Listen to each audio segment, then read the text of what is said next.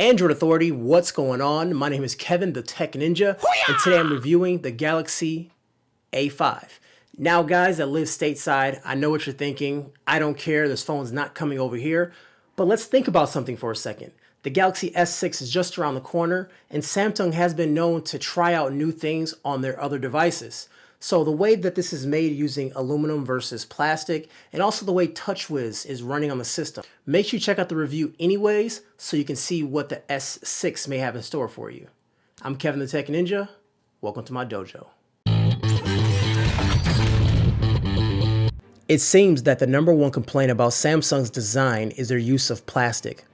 Samsung's Galaxy line was created to be the flagship device to have, but for some, the use of plastic made it feel, well, pretty cheap.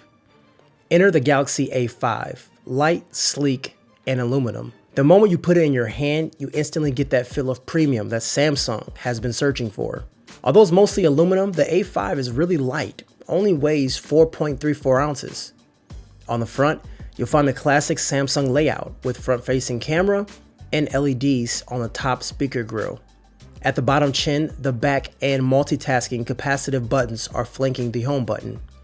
Samsung likes this layout and they're sticking with their guns on this one.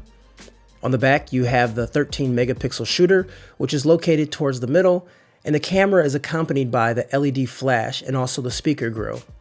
The speaker grille is in an awkward location. It often gets covered up when holding your device in landscape. This location also makes the sound lack depth and sense of direction.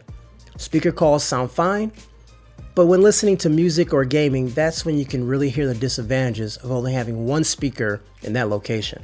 A great example is when listening to music that uses left and right channels independently, you are stuck hearing both channels coming out the same spot, which can dramatically change the sound of a song. On the right bezel, you have the power button and also 2 SIM card slots. Left side is the volume rocker, and at the bottom, you see the charging port and also headphone jack. The screen size is 5 inches, which gives it a screen to body ratio of 71%. This Super AMOLED LED screen's PPI is 294. The resolution is 720p. Colors pop off well with this display with very high saturation levels. Even if the color temperature is a bit too vivid for you, you can easily adjust this in the display options within the settings. And what I mean by vivid is that a lot of the colors has an additional punch to it.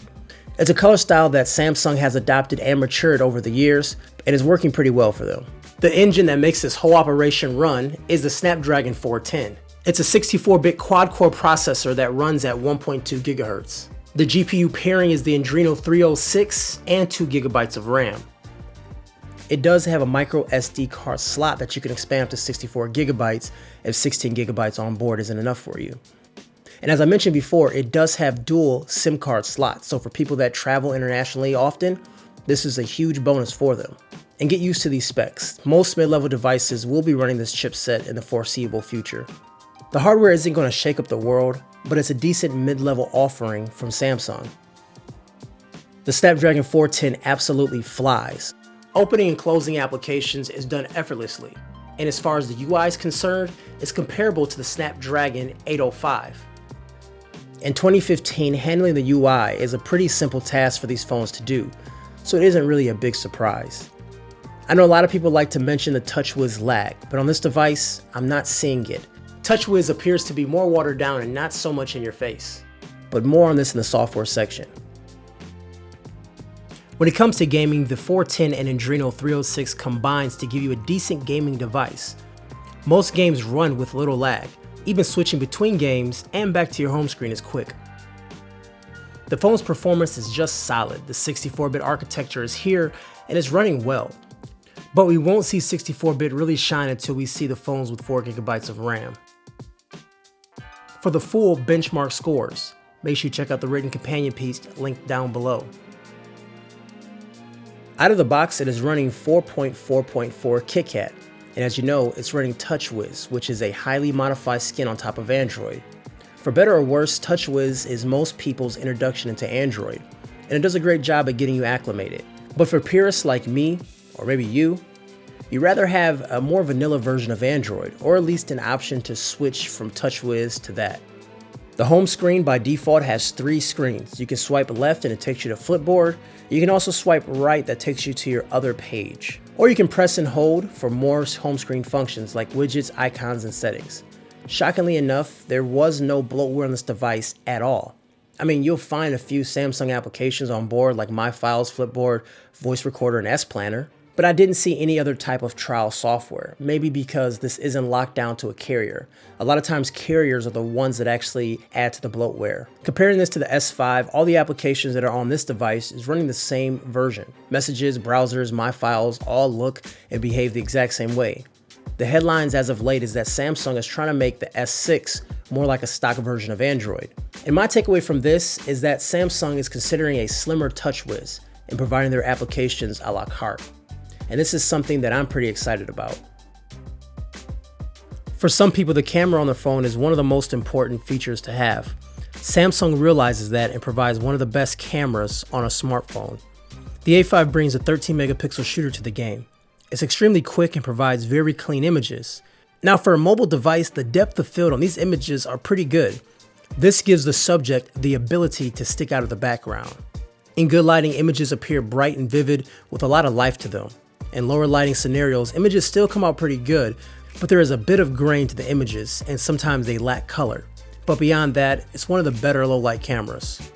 On the software side of things, it has less features than the S5. There are only a few shooting modes available on this device. You can head into the Samsung store and download more shooting modes, although there are only 2 extra ones in there. The front-facing camera is 5 megapixels. Just like the S5, the images lack detail and color. It's due to the size of the lens. It does not let a lot of light into the lens, so that means the software needs to compensate for that. Also, beautify mode is on by default, which can make your skin look like rubber if you're not careful. You can also go to additional settings by sliding out the menu from the right, and things that are in there are like white balance, ISO settings, voice activated pictures, and even hand gestures, which makes taking selfies a whole lot easier. The camera lens on the back protrudes out a little bit, so that means the A5 does not sit flush on a surface. Thankfully, it does not rock, it's well balanced, so that's pretty good. Although this camera is only 13 megapixels, it feels just like the S5's 16 megapixels, just with less shooting modes. Images are on par with each other, and the shutter speed is just as fast. My parting shots with this device is pretty simple. It's another good Samsung device. It's mid-range, but it's running the newer Snapdragon 410 64-bit processor. It's a watered-down version of Touchwiz from the past, so the device is pretty quick. And it comes with tons of free space. Camera takes quick shots, and for the most part, the images are pretty good. If you don't need top-end specs and a high-resolution screen, and if the price is right, you should really consider this phone. And there you have it, guys. That was the review for my Galaxy A5. Now, before you go, make sure you check out the written companion piece down below because I can go into a little bit more detail than I can in just a small video. As always, guys, my name is Kevin the Tech Ninja. Make sure you like this video and subscribe to Android Authority for more great videos and giveaways because we are your source for all things Android. Take care, guys.